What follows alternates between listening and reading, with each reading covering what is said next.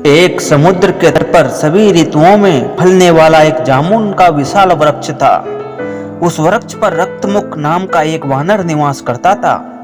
एक दिन संयोगवश करालमुख नाम का मगर समुद्र से निकलकर उस वृक्ष के नीचे आकर बैठ गया। वानर वृक्ष पर बैठा जामुन खा रहा था।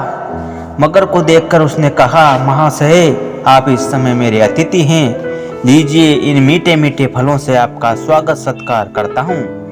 हमारे शास्त्रों में भी कहा गया है कि जो व्यक्ति अपने घर पर आ जाए उसे अतिथि मानकर उसका स्वागत सत्कार करना चाहिए। जिस घर से अतिथि निराश होकर लौट जाता है उससे पितृगण और देवता विमुख हो जाया करते हैं। यह कहकर रक्तमुख नाम के उस वानर ने अच्छे अच्छे जामुन चुनकर उस मगर को खाने के लिए दिए। मगर को जामुन बहुत मीठे लगे। उस दिन से दोनों में मित्रता हो गई। वानर भी उसका मीठे मीठे जामुनों से स्वागत करता, मगर अब अपनी पत्नी को ले जाकर देने लगा। एक दिन मगर की पत्नी ने कहा, ये अमृत तुल्य जामुन के फल नित्य प्रति आपको कहाँ से मिल जाते हैं? मगर ने कहा, समुद्र तट पर रक्तमुख नाम का एक वानर मेरा परम मित्र बन गया है। वह तट पर उगे एक जामुन के वृक्ष पर रहता है, वही मुझको यह फल दिया करता है। यह सुनकर मगर की पत्नी कहने लगी, जो वानर नित्य प्रति ऐसे मीठे फल खाता है उसका हृदय तो बहुत ही मीठा होगा। यदि तुम मुझे अपनी प्रिय पत्नी समझते हो तो उस वानर का हृदय मुझे लाकर खिला दो। पत्नी के ऐसे विचार सुनकर मगर को बहुत दुख हुआ। वो पत्नी से बोला, प्रिय, तुम मेरे मित्र के प्रति ऐसी बातें नहीं सोचना चाहिए। वह मेरा मित्र ही नहीं, सगे भाई के समान है। जरा सोचो, वह तुम्हारे लिए कितने मीठे मीठे फल भेजता है। उसके बाद तो ये फल मिलने बंद हो जाएंगे। मैं उसको किसी भी भांति नहीं मार सकता। तुम अपना यह दुराग्रह छोड़ दो। इस पर मगर की पत्नी ने कुछ नाराजगी से कहा, तुम एक जलचर हो और वह वानर थल पर विचरण करने वाला। तुम्हारा और उसका रक्त का संबंध भी नहीं है। फिर वह वानर तुम्हारा भाई कैसे हो गया? मगर बोला, भाई दो तरह के होते हैं। एक तो वह जो माता की कोख से जन्म लेता है उसे सहोदर भाई कहा जाता है। दूसरा भाई अपनी वाणी और व्यवहार से बनाया जाता है। वाग्दान द्वारा बनाया हुआ भाई सगे भाई से भी श्रेष्ठ माना जाता है। उसकी पत्नी कहने लगी, आज तक तो तुमने मेरी कोई बात टाली नहीं थी। मुझे ऐसा लगता है कि यह कोई वानर न होकर वानरी है, इसलिए तुम आनाकानी कर रहे हो। आजकल मैं देख रही हूँ कि तुम दिन भर उसी के पास रहते हो। तुम्हारे व्यवहार में भी अंतर आने लगा है। मैं भली भांति समझ गई हूँ।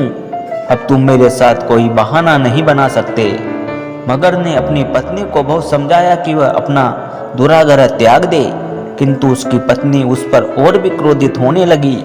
उसने तो यहाँ तक कह दिया कि यदि उसने उस वानर का हृदय लाकर उसे खाने को नहीं दिया तो वह भूखी रहकर अपने प्राण त्याग देगी। मगर ने पुनः अपनी पत्नी को समझाने का प्रयास किया। वह बोला, अरे भाग्यवान, बुद्धि से तो काम लो। जरा बताओ तो कि मैं किस प्रकार उसको मार सकता हूँ। वह वृक्ष पर रहता है और मैं तट की बालू पर बैठा रहता हूँ। मैं वृक्ष पर तो नहीं चढ़ सकता, फिर मैं उसको कैसे मार सकता हूँ? मगर की पत्नी भी जिद्दी थी। वह अपने निश्चय से न डिगी। इस प्रकार कई दिन मगर तट पर गया ही नहीं। वो अपनी पत्नी को समझाने बुझाने में ही लगा रहा, किंतु जब उसकी पत्नी आमरण अनशन पर बैठ गई तो उसे विवश होकर वानर के पास जाना ही पड़ा। रास्ते भर वह यही सोचता रहा कि किस प्रकार वह उस वानर को मारे। वानर ने जब अपने मित्र को इस प्रकार उदास आते देखा तो उसने चिंतित स्वर में पूछा, क्या बात है मित्र, आज कई दिनों में दिखाई दिए? कुछ चिंतित भी दिखाई देते हो, आखिर इसका कारण क्या है? मगर बोला, क्या बताऊं मित्र, आज मुझे तुम्हारी भाभी ने बहुत डांटा फटकारा है। उसका कहना है कि भाई के समान मेरा जो मित्र मुझे नित्य प्रति इतने मीठे मीठे फल खिलाता है और उसके लिए भी भेजता है, उस पर मैंने आज तक कोई उपकार नहीं किया। यहाँ तक कि मैंने उसे कभी घर पर भी निमंत्रित नहीं किया। उसने तो यहाँ तक कह दिया कि आज यदि मैं अपने भाई समान मित्र को घर पर नहीं लाया तो वो अपने प्राण त्याग देगी।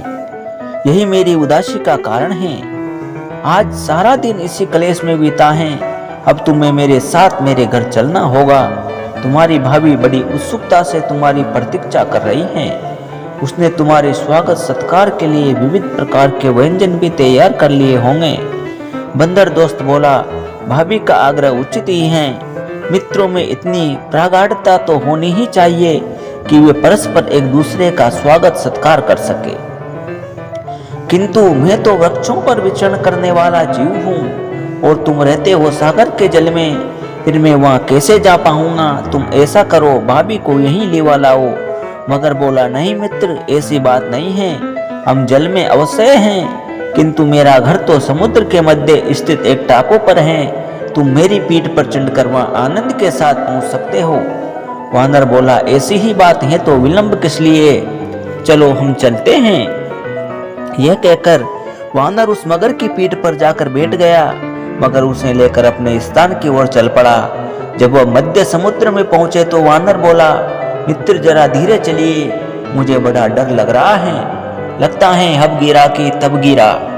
मगर ने सोचा कि अब तो यह मेरे अधिकार में आ ही चुका है, यहाँ से जा तो सकता नहीं, मरना तो इसे है ही, फिर क्यों न इसे सच्चाई बता दूं। सुनकर कम से कम यह अपने अभिष्ट देवता का स्मरण तो कर ही लेगा। यही सोचकर वह बानर से बोला, मित्र स्त्री की बातों का विश्वास दिलाकर वास्तव में तुम्हें यहाँ मारने लाया हूँ, अतः चाहो तो अपने इष्ट देवता का स्मरण कर लो। यह सुनकर वानर ने कहा, किंतु मेरा अपराध क्या है मित्र, किस कारण तुम मुझे मारना चाहते हो? मैंने तो भाभी का भी कुछ नहीं बिगाड़ा। मगरमच्छ बोला, बात यह है कि मेरी पत्नी तुम्हारा हृदय खाना चाहती है। उसका विचार है कि तुम इतने मीठे फल नित्य प्रति खाते हो तो निश्चय ही तुम्हारा हृदय उन फलों से भी अधिक मीठा होगा, इसलिए तुम्हें यहाँ लाने के लिए मुझे ये नाटक रचना पड़ा।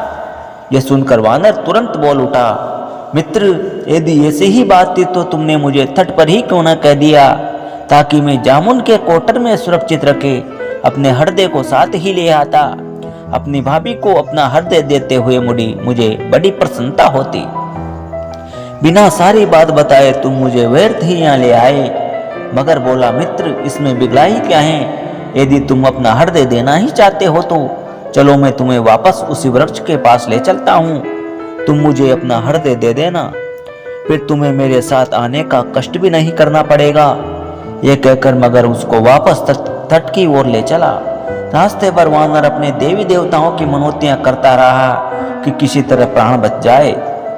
जैसे ही तट निकट आया उसने एक लंबी छलांग भरी और कूदकर वृक्ष पर चढ़ गया। वृक्ष की सबसे ऊंची शाखा पर बैठकर वह सोचने लगा, मैं बहुत भाग्यशाली हूँ जो आज मरते मरते बचा हूँ। वानर ऐसा सोच ही रहा था कि नीचे से मगर ने आवाज लगाई, मित्र अब शीघ्रता से मुझे अपना हृदय दे दो, तुम्हारी भाभी प्रतीक्षा कर रही होगी। वानर क्रोधपूर्वक बोला, अरे मूर्ख विश्वासघाती, तुझे इतना भी नहीं पता कि किसी के शरीर में दो हृदय नहीं होते। कुशल चाहता है तो यहाँ से भाग जा और फिर कभी अपना काला मुख मुझे मत दिखाना। मगर बहुत लज्जित हुआ। वह सोचने लगा कि मैंने अपने हृदय का भेद इसे बताकर अच्छा नहीं किया। फिर भी उसका विश्वास पाने के लिए वह बोला, मित्र मैंने तो हंसी हंसी में यह बात कही थी और तुम उसे सच मान बैठे। तुम्हारी भाभी बड़ी उत्सुकता से तुम्हारी प्रतीक्षा कर रही है। वानर बोला, दुष्ट अब तू मुझे धोखा देने की चेष्टा मत कर, मैं तेरे अभिप्रायों को समझ चुका हूँ। एक बार तेरा विश्वास कर लेने के बाद अब मेरा विश्वास तुझ पर से डिग गया है। कहा भी गया है कि भूखा व्यक्ति कौन सा पाप नहीं करता।